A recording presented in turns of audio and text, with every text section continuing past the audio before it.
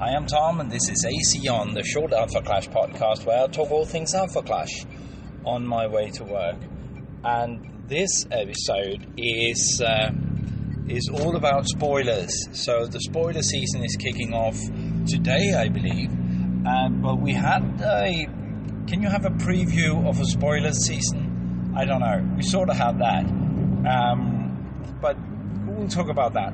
Before that, though, I want to point out three things. One, I'm sorry for the noisy background.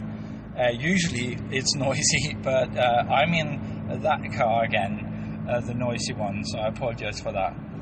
The second thing is I'm trying to get hold of as many European players as possible.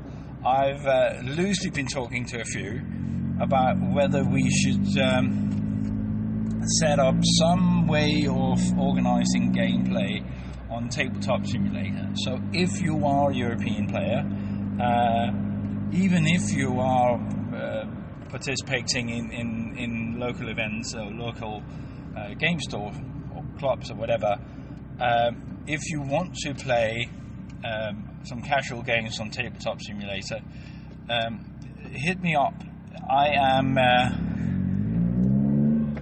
I am fairly new to the concept of Tabletop Simulator, so which means I haven't tried it, but I know you can play it. I've seen it played on there, but I think we'll figure it out. I prefer physical games, physical cards, but hey, you do what we have to do. So if you're in Europe and you might be interested in some online games of Alpha Clash, hit me up.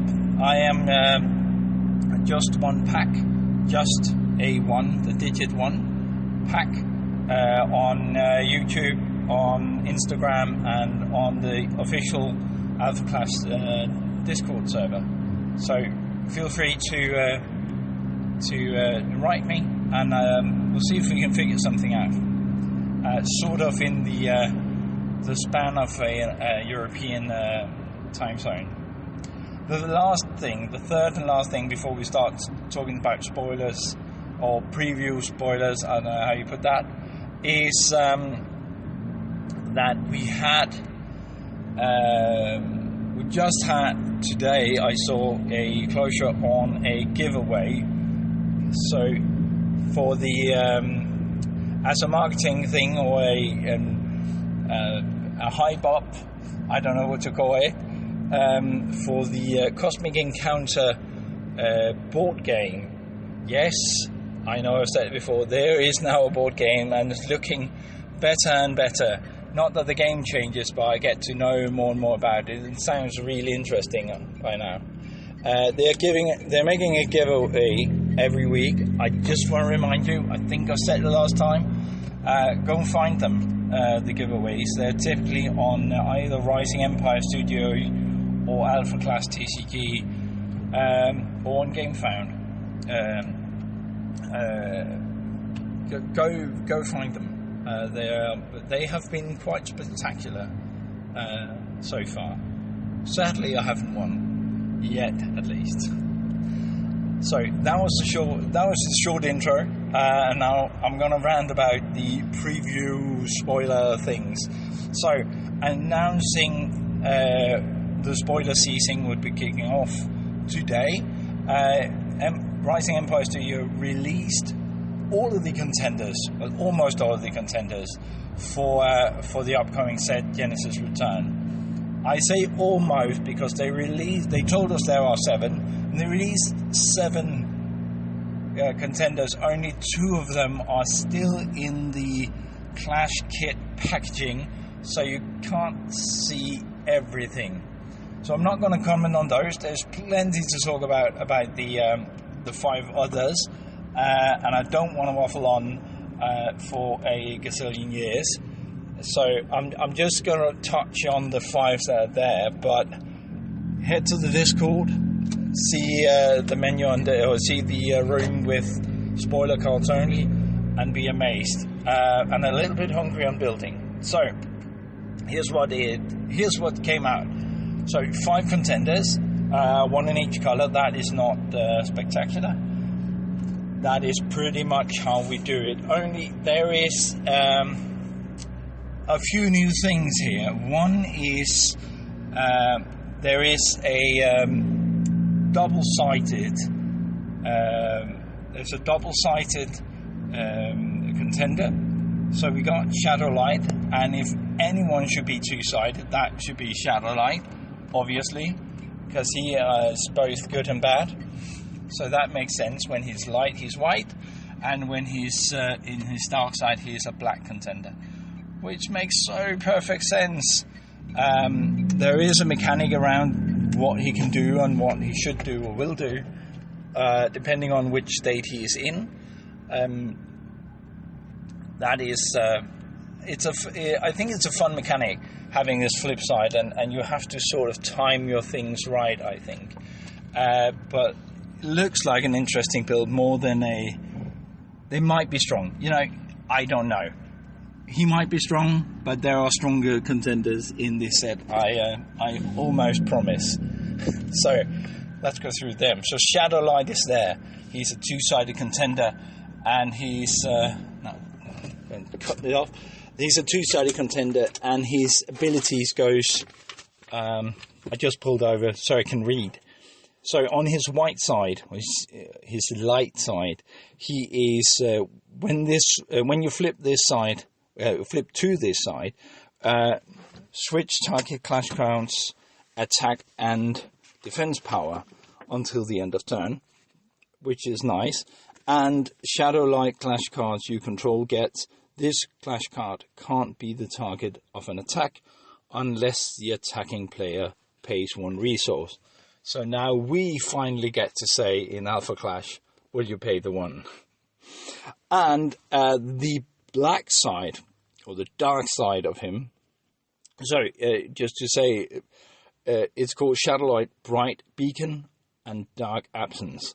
So I'm not going to tell which colour is which. You can figure that out.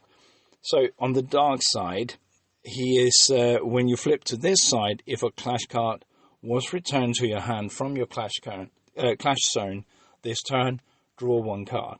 Now, and Shadowlight cards get +1, +0, +1, and Torment. What Torment is, I don't know. New mechanic. The thing is, there is no limitation on how many times you can flip. Only it costs you a single resource to flip from one side to the other. So there's your limitation. Once you get below 15 health, you can turn the card over once a turn, meaning you have to engage it. If you can disengage it, unengage it, then you can do more. So that's Shadowlight. I think that is the hardest contender to make good use of the new. The second contender is Moxie, Vanguard of Earth. She is now red and not black, which I presume means that we are going to get a lot of red weapons. Maybe.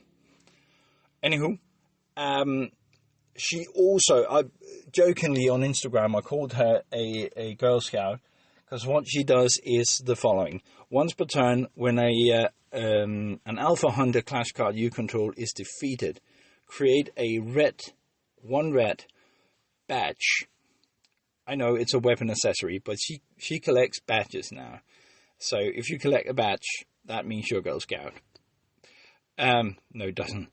But a red badge weapon accessory token that has attach 1 red, attached clash card get +0, +1, and can attach more, or at least one additional non-token weapon. So you can attach the badge and then attach another weapon still. So definitely a weapon-based strategy. But then again, it's Moxie.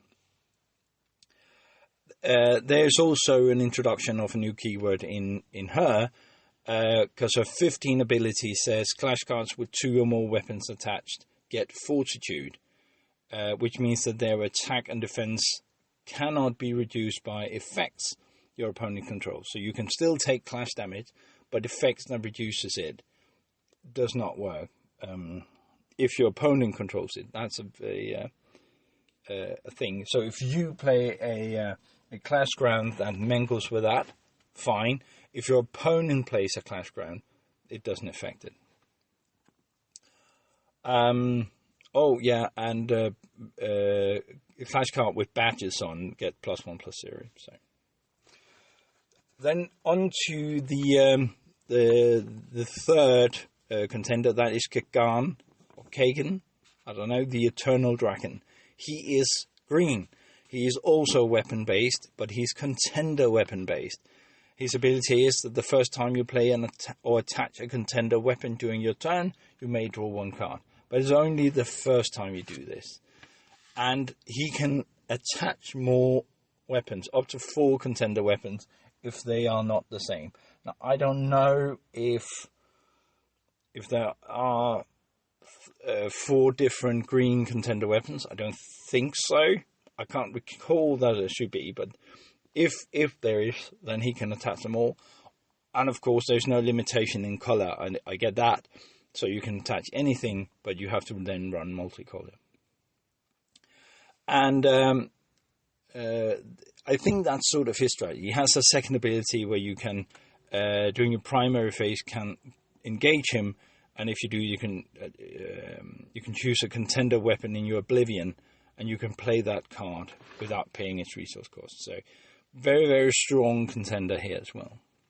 The 4th contender is one I am hoping to pull. I'm probably going to pull him. And I want to build around him with only a mono black deck with almost exclusively clash cards. Why? This is why. Kilimanjaro, Power Erupting, 25 health. They're almost all 25 health though, except Kagan and the last one, and a 1/0. They're all 1/0s. Now, so Kilimanjaro, Power Erupting has trigger attack.